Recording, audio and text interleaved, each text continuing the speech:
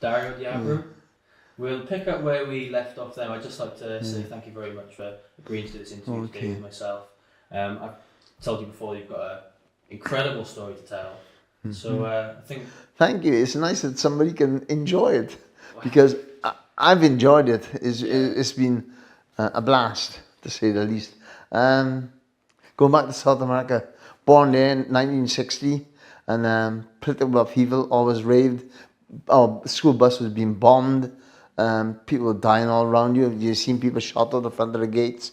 But that's the environment I grew in. And I grew up on a sugar plantation estate, and it was surrounded by big high fences with barbed wire all over the top. And I never even acknowledge it, and because it's the norm. You know, if you're born to something that there, it is going to be the norm. But when you think back, it's crazy being surrounded by fence with barbed wire on the top, like, you know. Yeah. And I can't remember any houses, 30 or 40 houses. But third world country, never learned in school, simply because it could have been falling out the window, busting my head. May have caused the brain to operate or not operate the way it does. But it also could be fear, and I think fear is probably the greater one, because in school, because you spend predominantly more time in school than you do at home, so you're going to get more influenced by school. And all I remember in school was being Little Boy Scared. That's why the book is called Little Boy Scared. People think, why do you call your book Little Boy Scared? You're supposed to be this big tough guy, boxer, professional boxer, hitman, bodybuilder, boxer, professional boxer. Why you call it, your book Little Boy Scared? But that's why, because I grew up as a little boy scared. And people don't really believe me now because I wear different masks. Being a human being day to day, you got this face and you look happy, but no one knows what's happening inside of you. So, and then when you go death collecting or you're working the doors, you're stone face. People say, why don't you smile?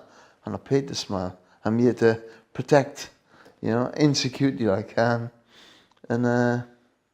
Yeah, it was fast. Looking back at my life now, it is fascinating, and I sort of view by looking through the window into my life, and I'm talking about myself.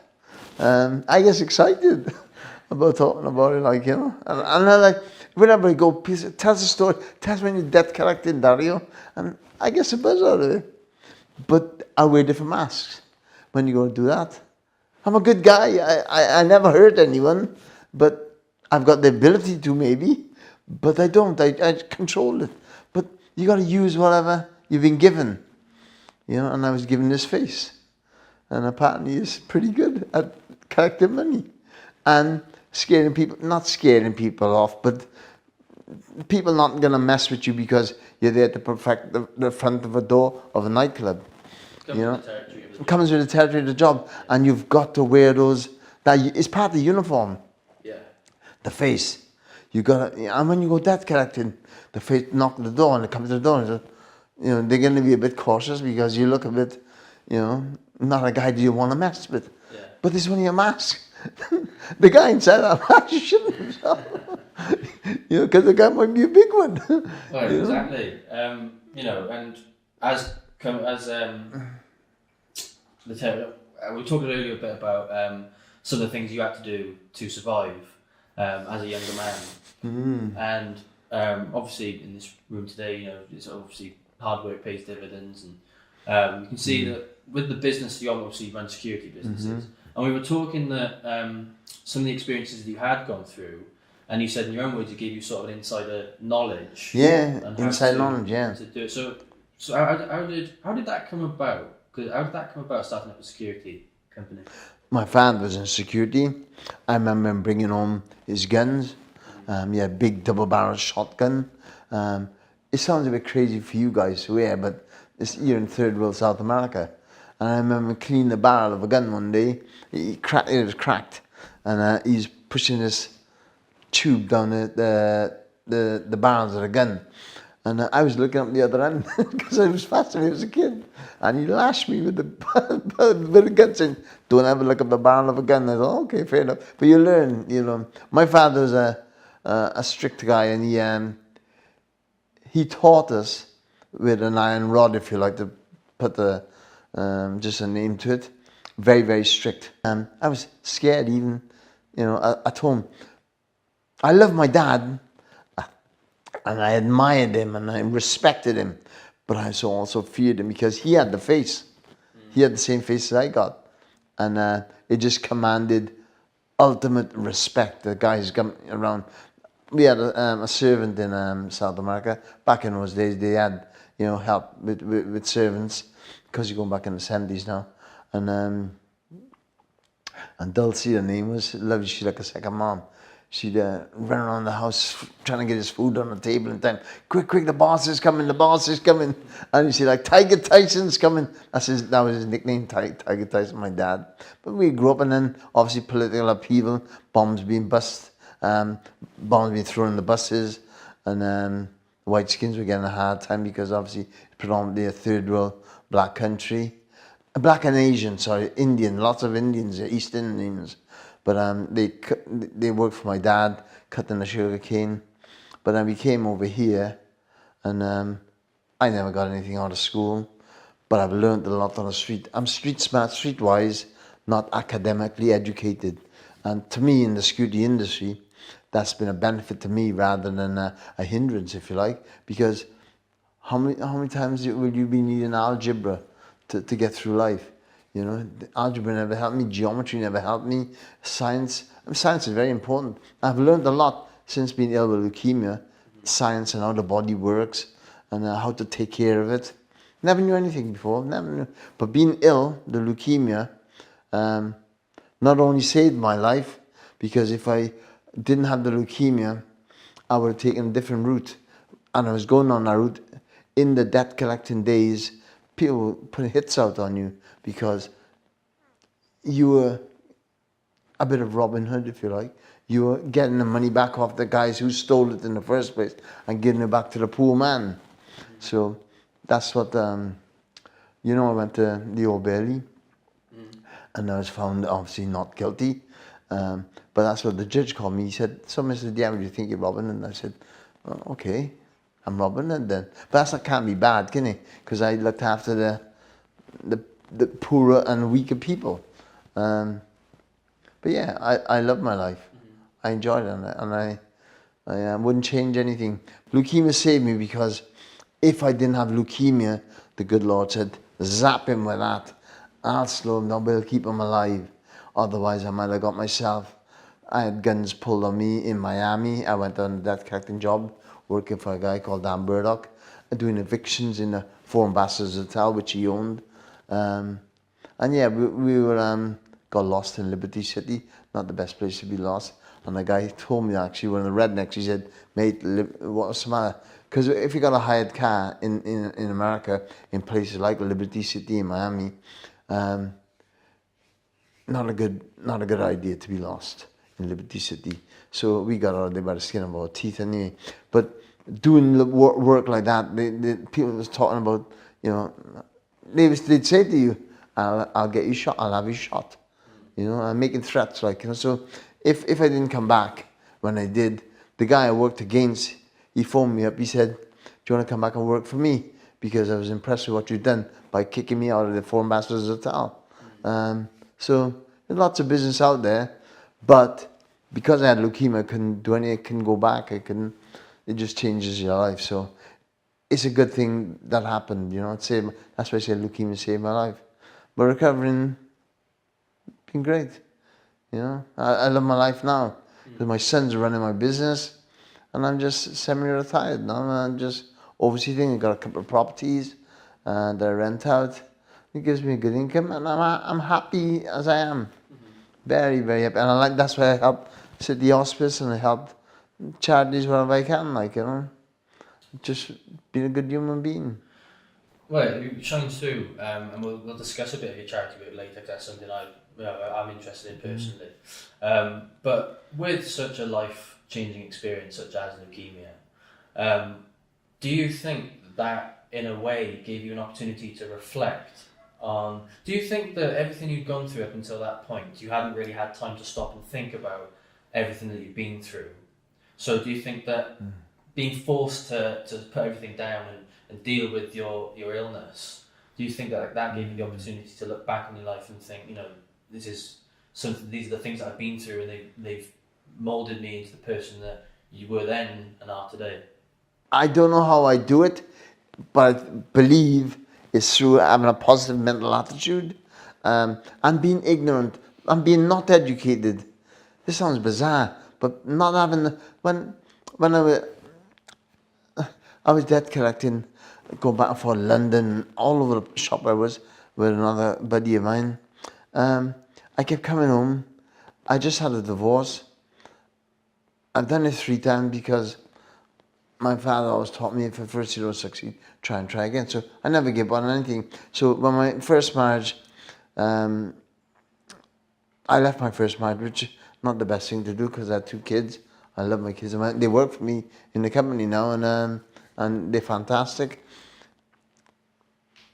But when that happened, I was not leading a good path. I was doing a lot of dangerous things in Miami, if you like, and very, very high risk things I was doing. So I thought it was best to be on my own rather than involved in a marriage, putting anyone at risk or whatever. Just in case you have people come back against you, they made threats or whatever, they don't want to bring to my house. So I went out there on my own. I know you've spoken about Miami a little bit. How did that come about? Did you go there on business or? It was business, yeah. A woman from this country who knew of me, she came into money and she went to America to develop her business. She rents properties out, and she had a guy who was bullying her a bit out there, and she thought, I know there's a guy going to fix her. His name's Dario and he's from Cardiff, and she lived in Cardiff. So I'm an easy guy to find because everyone knows me, because I'm a head doorman around the city centre for 35 years, so everyone knew me. So she got word to me, and she sent me tickets over to go out there, and I was treated like royalty then. But I went over there and they thought I was some kind of hitman because I had another guy with me, had long hair, ponytails, and we always dress smart, and I drive a Mercedes. So having that presence, the face, you put a mask on, people think, bloody hell, they're not going to mess with that guy. They're going to sort of be nicer to you than normal. So it was working, and that's how I got that job in Miami, through a woman who knew me from the doors. And I went over there, and she thanked me. I'd done it fantastic for her. I made a lot of money. I'd done okay. And back I came again then, and just more work. Just kept, the phone was always going. Mobiles came out. This is 80s now, mid 80s. I turned professional, and I lost a couple of fights, so I went into the gangster role mode a bit more then, because the dedication and all that boxing wasn't earning me the money that I could get in debt collecting. So I got on board, and I felt good about people asking me, wanting me to go to Miami to help them, and that's why I went over there. And I was going to come back alive, but I did. And I came back over here. My reputation grew in the debt collecting world, and it just grew and grew. I was getting work everywhere, and taking lots of risks. So it was, and I got married again. She's a great woman, my second wife, great family. But then that again failed, and then I got married again, 3rd time. And with the face and the steroids, people seen the impact they had on my life. I was a brute, I was a beast. I was 16 and a half stone, 21-inch biceps. When you think of Mike Tyson's big guy, he got 16 in jabs. Mine got to 21. So I was a beast. And that grew me into, at the time, I just didn't care. Yeah, leukemia saved my life because I was going through the gangster route, people see me as a bit of a gangster because the steroids made me into this monster. It does, because it changes you as a person. I never needed to take steroids. It's just everyone always says, oh, look at his biceps, look at his arms, look at his physique. He's on the roids. And I thought, well, I'm always being accused of having roids. I may as well take them. So then I took them. And when you take them, it does change your mentality. It changes your whole, not just your body. You just blow it up with water, to be honest. But it does make you bigger and it changes things in your brain. It makes you more aggressive. It makes you, if you read anything about steroids, it'll tell you what it does. But it don't just give you big muscles. It changes your whole well-being, like, you know. And it helped the debt collecting, and it helped being this monster. And this guy wore that face at the time. No one realized I'm a little boy scared. They don't. Big gangs would come to the door in the nightclubs in Jackson's and the bank, and they say, "Well, who's going to stop me here?" And they look at me and think, "I think that guy's going to stop me."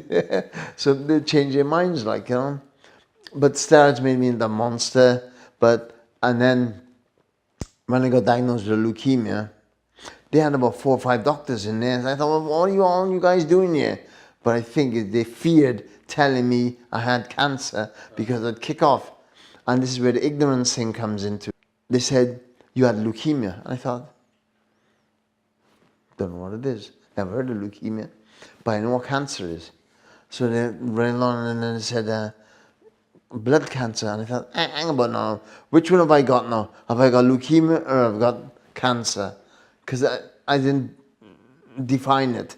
Yeah. But then they said leukemia is blood cancer. And then I sat, and that's how I learned, through asking questions and watching TV. I watch Loose Women. Yeah, don't you that? It's not a bad show. It's all right. No, I've had 3 failed marriages. I gotta learn somehow.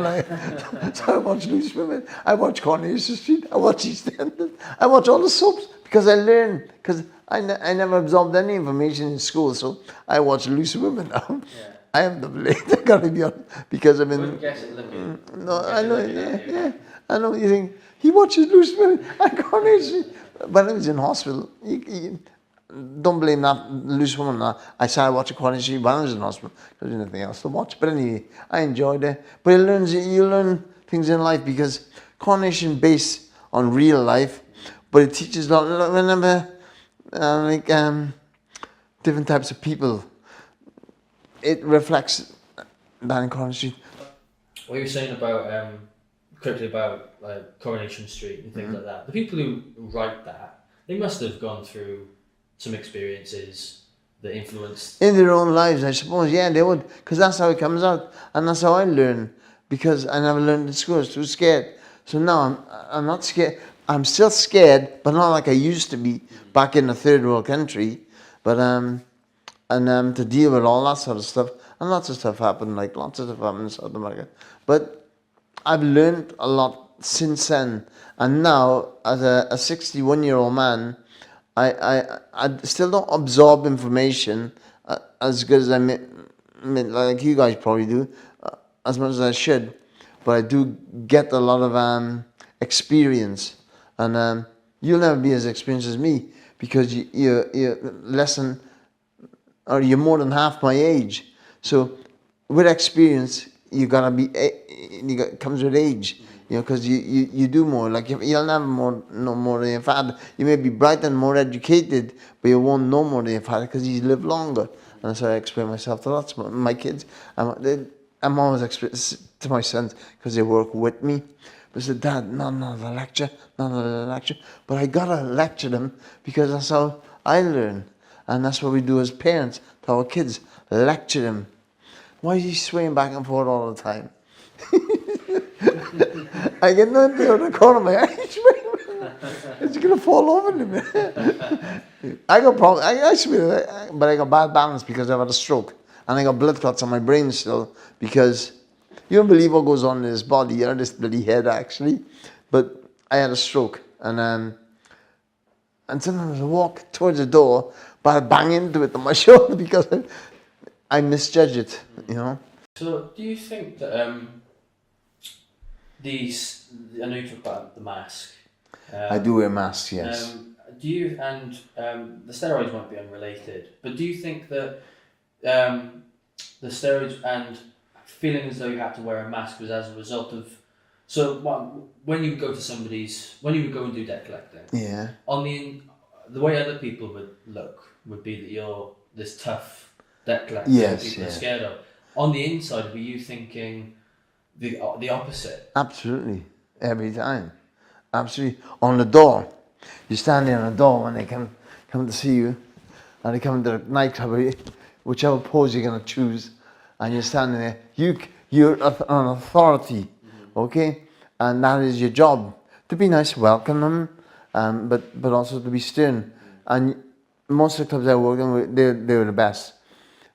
But I make them the best because I control who comes in, who doesn't. If you haven't got the Armani suit on and the Italian leather shoes, I know you got no money. This is a business. They need people to spend money in there so they can pay me. And I wasn't cheap. So they've got to get the crowds in. So if you came with a pair of trainers, I mean, trainers are very expensive these days. But and I know you didn't dress, you didn't take time to look at your appearance, then you're going to come to my club. You're going to come to my club because you got to try to get in there by being smart and sharp. And the women I selected to come in there, I want them to be attractive and of a certain look, not without discriminating. So don't sort of think I'm being derogative to any people, because I'm not the best looking guy in the world. I'm a bit rough myself, but I'm going off the ball, you know. Well, nightclubs they're as you said, they're a business. It's a business. And they're selling a certain type of clientele. The clientele, yeah. Exactly. Clientele again. That's a good big word. I have to look it up. No, I know it's fitting. I'm not going to be ignorant yet. But no, I made sure the right people came through the door. I took a lot of money in the doors, and that was all cash for them. A lot of money, because I commanded the respect on that door. You want to come in here? The harder I made it for people to get in there, the more they wanted to get in there, because they wanted to see why it was so hard to get in there. And what it is, it's just something I was just good at. It's just selecting the right people to come into that club, and the way I done, I'll rope the front off. I mean, I form a queue, and they think it must be busy in there. There's nobody in there. But if I stop them, it's clever, so it makes it even more desirable. Good kid. So if I say, hang about, is it one in, one out? No, just wait. And someone go and walk past, and they see someone queuing. So they think, it must be good in there because the queue, so they join the queue. And before you know it, the queue's all the way around the corner. There's nobody in there.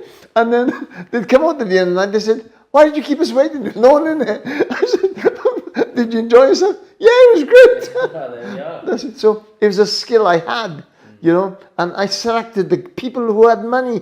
And over the years, I began to know everybody. And I know, like, Brian Proctor got money, and all these different, Jeff White Motors. I know all the business people in Cardiff. So I knew who had the money, who could spend the money, who had the leather shoes, who had the Armani suits, who had the Ralph Lauren shirts. And I'd match them up with a woman. The girls in a nice outfits, and who wanted a good, and if they looked pretty, no discrimination again. I knew there was something for everyone in there. But it is a business, you got to remember. People are there to make money. I'm there to make money as well. I got to be paid. And if I didn't do my job properly, then nothing would work. So I was good at it. And that's how I was head doorman in Cardiff. That's the job. 35 years, yeah. You know. But people buy people. People bought me. They thought I was good at what I'd done. So I've never been unemployed in my life. Always made money. Was that the job you enjoyed most, or what you do now? I enjoy every job. I enjoy every job because I wouldn't do it otherwise. I've enjoyed every job. I've lived a fantastic life. I lived all my wives. I'm a lover, not a fighter. I love people. I love people. I love people, and I just want to be loved back. I love people, and it makes me happy. I love helping people as well. Like I help a lot of people today because I've got the ability to, and that's what I get a buzz out of, helping people. Nikki Piper, City Hospice. I love being able to do something like that. Gavin Gwen, the Mirth Mexican. I love sponsoring him because it's doing something good. I don't need a lot of money. I got enough to have a good life. I got a good pension. I got a good life.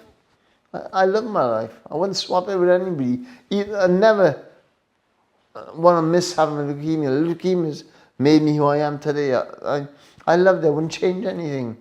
I loved every minute, and I love helping people. Sounds fantastic. Do you think it really does? It really does sound great. Do you think that your love for helping people? Do you think that was one of the reasons you started security companies? I gotta be honest. I do lots of things, Jacob, subconsciously. I don't really think. I'm not a thinker. I haven't got a capacity to do a lot of thinking. My life's too busy, and I know I may be retired, semi-retired, but I just come back from the gym. I was racing to have a shower and get ready before you guys come to make an effort to sort of, I'm excited about this interview, because it's good. And it's telling a story which might benefit someone out there. If I can reach one person out there, I've done a job, I love it. What advice would you give to a young person today who might be feeling as though... The first thing I'll always say, just while you're finishing, I jumped in. No, I think it's good. I think all I need to say, what advice would you give to a young person today? Yeah, it's always keep trying. Oh, if you want something bad enough, you'll get it, but you got to keep trying. You got just perseverance. I'm a persistence guy. I've been calling one of my clients. He's come and gone, and he's back again because he likes me and I like him. And if you're a nice person, you guys all see a nice person. Maybe a bit tall, but you're all nice guys. So and you got a good smile, man. But you'll all get on in life. People want to do business with nice people. They haven't got time for the badasses of this world, or the ones who wear masks like me. But I serve the purpose. But I was always nice with it. They didn't know that because they seen the face. The face is a mask. It's like Batman. It's a mask. Like a superhero. Yeah, I was a superhero. He said I was Robin Hood, the judge in the Old Bailey. So it's about be who you are. And if you got to do a bit of acting, actually, the guy who wrote, John Jones, who wrote the article in the Wales Online, he said, what would you like to do? The first thing came to my head, I want to be an actor. That's what he said, I want to be an actor. Because I love playing different roles. I can be a badass if I got to be a badass, and I can be Mr. Nice and Mr. Soft. Like my girlfriend says to me, nobody knows really what you're like. He says, no, because I wear all these different masks. And like I'm talking to you now, I'm a good guy. I'm laughing, I'm smiling because I love life. Yeah. Kids today need people to tutor them. They need role models. They need to be told, if you're naughty, you're not necessarily going to succeed in life. So naughty, but be nice as well. You can, just learn how to be a good person. And always think of, would you like somebody to do that to you? And then put yourself in their positions. The old lady going past, I help them across the road, the old ladies, because I get a buzz out of it. I take someone, when the snow was here, I helped that woman to go to Tesco's, and I took her all the way back home. She said, I just want to get across the road. No, I took her all the way to the front door, and I made sure she got, because she was elderly. In the snow, I got a 4x4 truck. You see my truck out there? I was out there driving around because I knew people needed help. And I drove around, and I found this lady struggling in the snow. And I pulled over, put the window down and said, can I help you? Can I take you somewhere? Where are you going?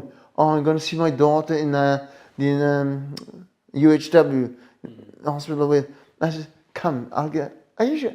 Come. I got on my truck, went round because I got boots on, and she was she just couldn't walk in the snow. I put her in the truck.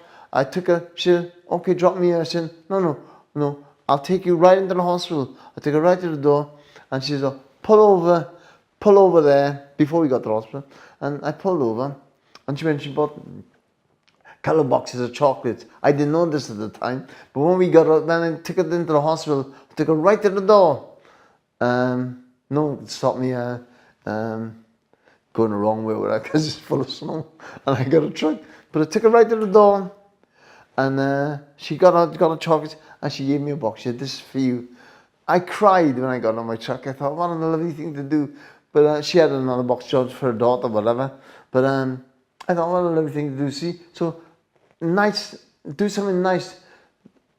Nice will always come back to you. You haven't got to expect it, but when it comes, it's a good. It made me cry anyway.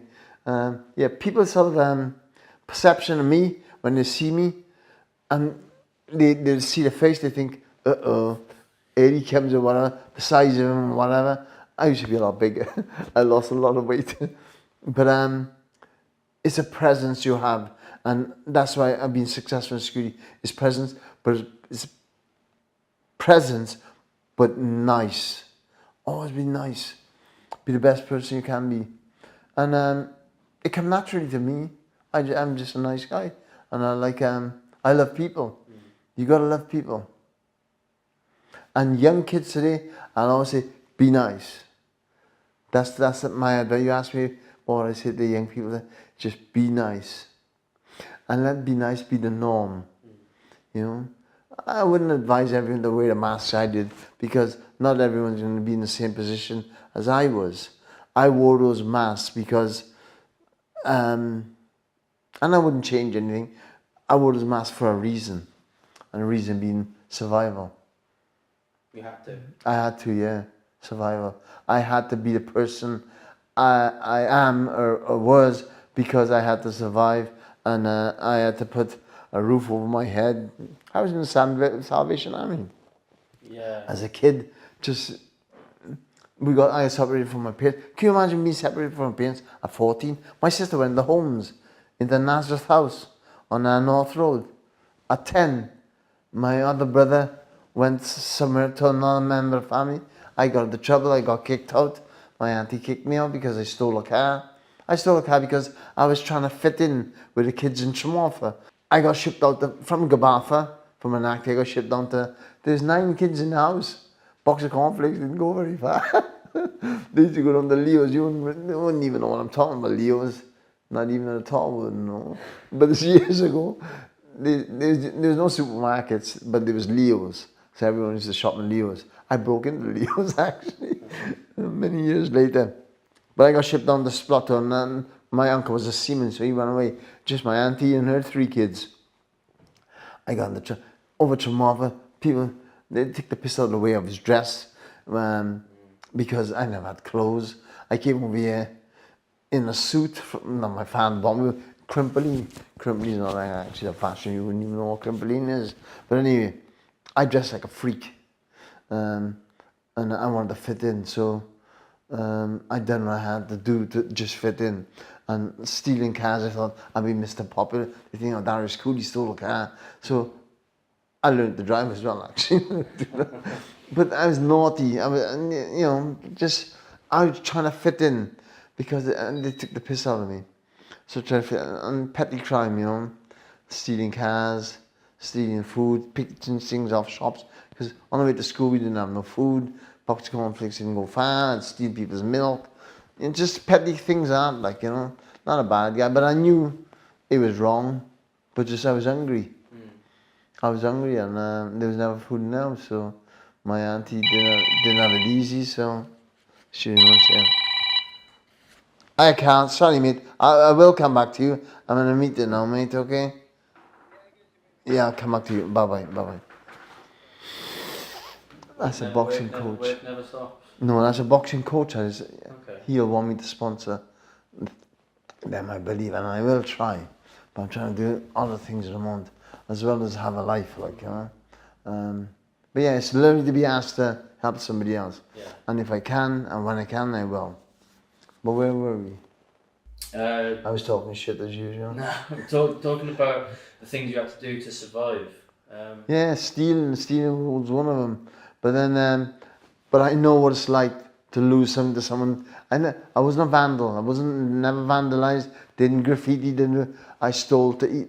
I didn't have. I was hungry. I stole because I was hungry. And I stole a car. There's always a reason, and you look at why people do some things. And I stole a car because I was desperate to fit in, to be accepted, to be one of the norm.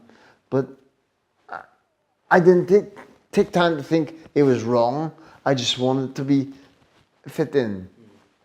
So then obviously I grew out of it.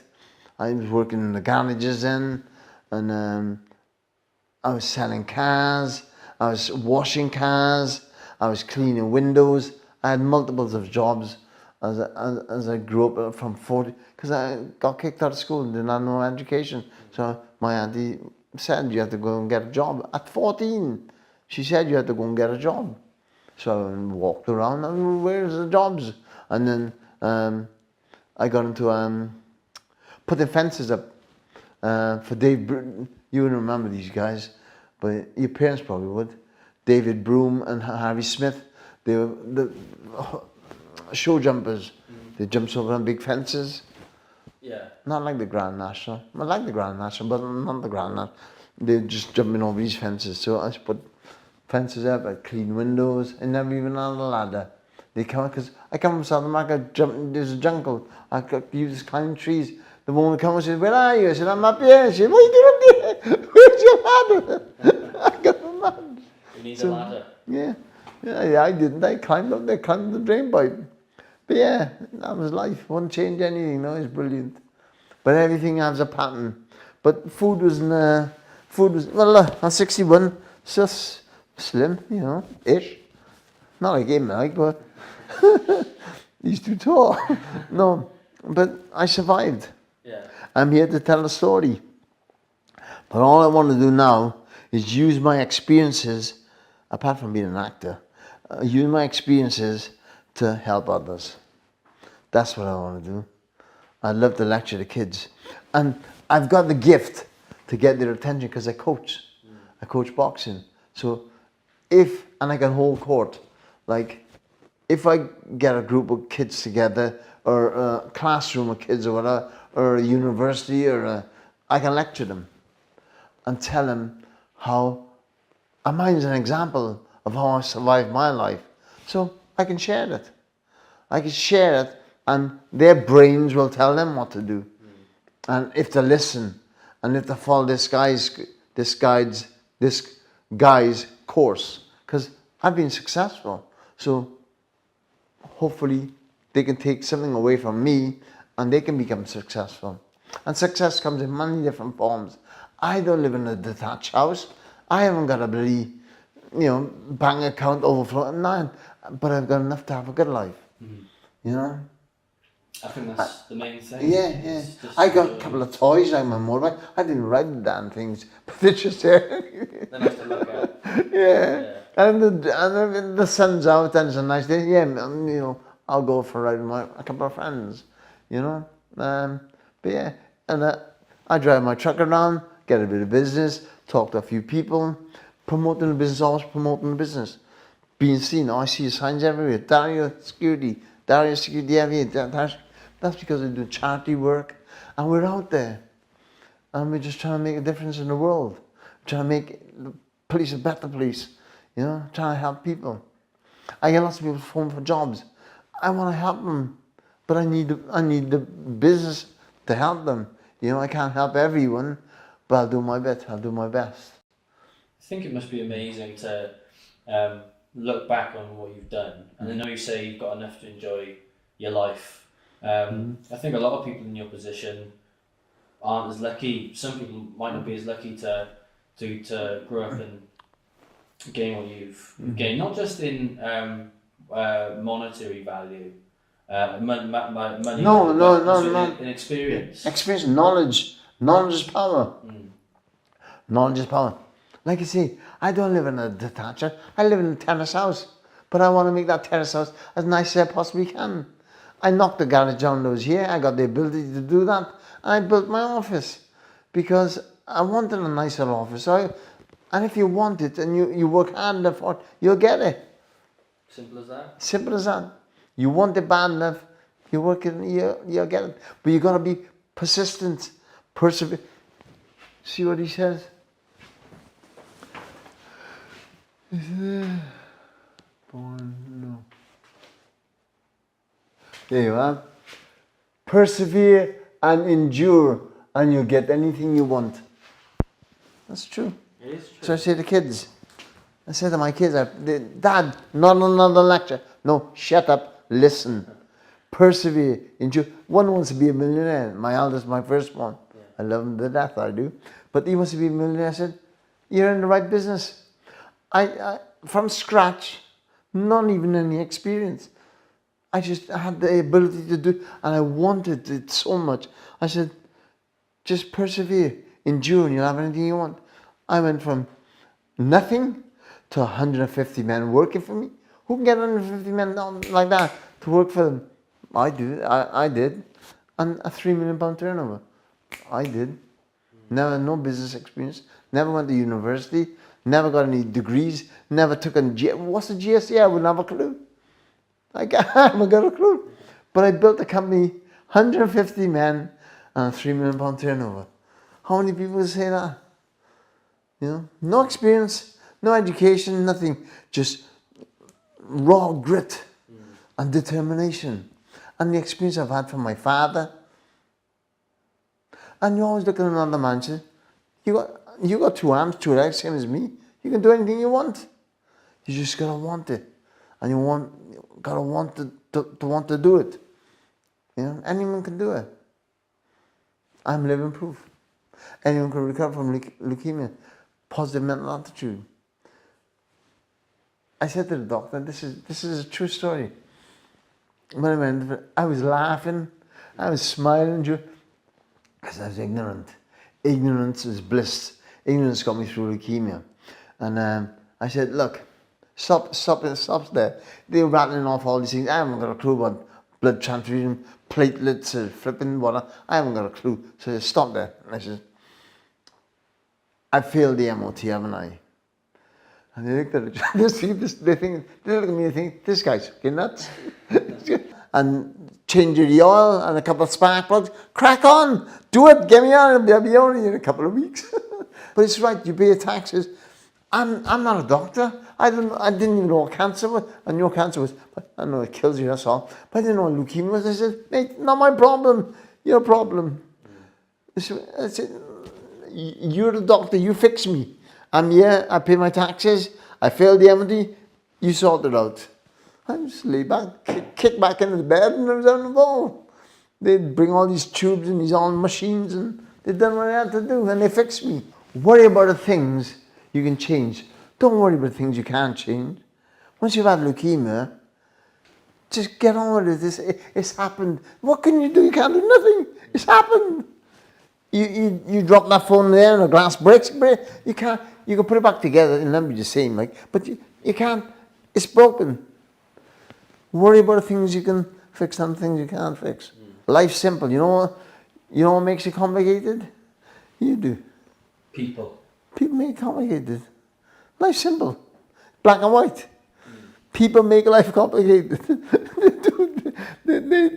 I can't swear, but they mess it up. People make life difficult. Life's easy. You get up in the morning, you brush your teeth, comb your hair, if you got hair. I used to have. But no, you just crack on with life, don't you?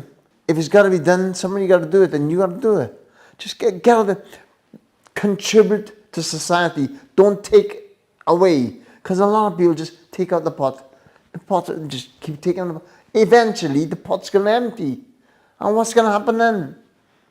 You're going to have to start all over again. Just contribute to society and we can all share in the wealth. Contributions. All contribute. Everyone, if you've got no arms, you can still go lick a stamp. And then do you know what I mean? Everyone can do something. You got one leg, just hop. Just crawl. If you got no legs, crawl. Everyone can contribute. Everyone can. Life's simple. It's all to do up here. The mentality of people. Survival of the fittest. Everyone can contribute. Oh, do you ever look at? Do you ever read stories today about things people are concerned about in 2022 and think that it's not important? Right. Like social issues or. Right. I'm not political. And what's the other one? I'm not religious. I believe in God because my granny ingrained it into me, so I say my prayers every night. So I do believe there's someone out there looking out for us, but I don't get involved in politics because I'm not educated. So what I believe works is team, being part of a team, being a team player. If I was trying to load that truck out there on my own, it'll take me a hell of a lot longer than if the three you help me. You didn't have the time. It's all about helping each other for the better goal, if you like.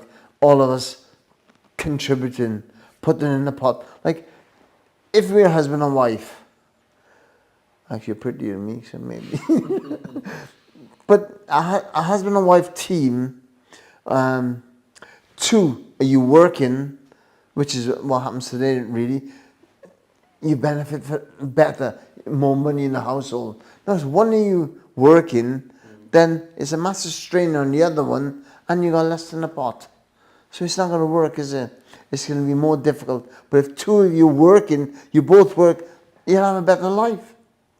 That's what's got to be taught in school, not algebra, or flipping geometry, or whatever else, all these different programs. Within reason, arithmetic, yeah, and English, and whatever, but they got to teach you the basics as well. And the basics is simple. Two of you working in one household, the pot's going to be fuller than if one of you works. Why wouldn't one of you work? Share the chores.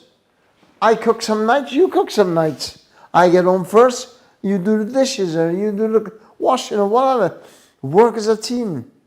That's what I believe in life. People should work as a team. And all these different politicians, why are we giving them all the shitloads of money? They're only asked from the elbows around the country. They're all taking on, they're only doing things that benefits them. Not what benefits me or you. They just take it for themselves. There should be a team working together for the better good of everybody. Everybody, not just themselves. Working towards one goal. One goal. Walking towards one goal. Yes. Absolutely. Life is simple. We make it complicated. Share your wealth. I don't mean, don't give the lazy bastard really sat in his ass, like not doing anything, taking all the benefits. No. He's got to contribute as well. Don't just give it all to people who don't deserve it. But it should be sort of everyone work and everyone will prosper.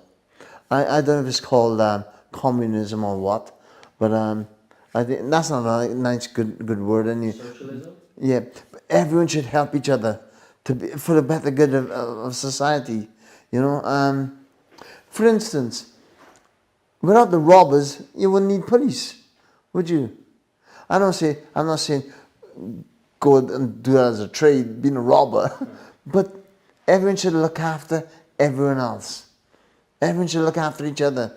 The old lady who is old, the sort of common denominator is old, if you like, all in your 80s and 90s, and they're slowing down a bit. Like, let's help them. Let's help them, but also you're helping yourself. Let's help them as well. It'll make people a lot happier. It'll make society a lot better, more prosperous. Because you won't get. I mean, get rid of the people who wants to go and rob the old lady and what's it called? Go into the accounts and flipping steal their money or whatever. You don't need people like that, you know. I mean, but educate people better. Educate and give people opportunities. Maybe that's why there's so many crime about, because they're not educated and they're not being helped. They're not being. I watch something, I think, on TV. Television is a massive knowledge for me. I get all my knowledge from TV. yeah, Coronation Street, EastEnders. But I watch a lot of documentaries as well, and I watch a lot of the news. I watch a lot of the news because I see what's happening in the world. I love to be able to say I can change it, but I can't. But a lot of us maybe can contribute something to change, to make it a better world, to make society a better place for, and a fairer place for everyone to live in. And it's all about being fair. The world will be a better place. It's just people, greedy people, selfish people, they spoil things for the good of all mankind, if you like. We should all contribute and have. We should all keep doing good things. When people were guilty of stealing money off other people, they were the bad guys. I was just a good guy getting them back. I was Robin Hood. I get the money back, and I'd have a cut of it, obviously, because they wouldn't have anything. Unless I come along, and I give back to them, but I take a cut. It was a job. It's a job, wasn't it? Yeah. It's a job, but it made me a nice guy. But to the bad guys, they didn't like me because they took the money back off them and give them back. But it wasn't their money anyway. People knock people, don't they? It's all right. You do a good job. You want to get paid. You know. So that's all I've ever done. And I give opportunities to a lot of people. Like, there's a lot of foreigners in this country. This country wouldn't work without foreigners. I'm a foreigner, but I'm working. I've always contributed. But a lot of people, because of racism in this country, a lot of people wouldn't have jobs. But I come along and I give them jobs. You know, like the guys from Somalia, they got uphill tasks to really get work, but they all work for me. And why? Because I'm a good guy. And they're great. I wouldn't have a company without them. And you also provide opportunities for them when they get the job. I was reading on your Dario Security's website, and but am I right in saying it helping them to learn English? Yes, Yeah. improve yes, and they got to communicate for their own well-being, because if someone says there's a fire and they don't understand what's saying, or say run or duck or jump or whatever, they wouldn't have a clue what you're saying. Yeah. So and I make sure they're inducted on every job. They're inducted so they got the knowledge of what their duties are. You don't just put them on the side and just leave them walk off, crack on with it. Like, no, you got to be inducted. You got to be showed every hour, or not every hour because it becomes too familiar. Every 15, 20 minutes, break it up. Just make sure you're being seen, because it's security. You're being seen. You're a deterrent. Look out for any dangerous areas in the site. Make sure you don't have an accident or whatever. Health safety is a massive thing in construction security. I do all sorts of security. We do film sets. We do the Doctor Who, the shooting of Doctor Who. We don't really work doors as such because it's a pain in the ass. And there's not enough hours. It's only weekend work. But we do a lot of construction sites, and we do a lot of look after lots of buildings. We do lots of patrols. But all the guards that we use, I'm not saying they're all black, don't get me wrong. There's lots of white guards work for us as well. And the white ones are not good and the black ones are bad, or vice versa. Everyone's good. There's good and bad in everybody. Excuse me. I believe that good and bad in everybody, regardless of colour of your skin or religion or your whatever.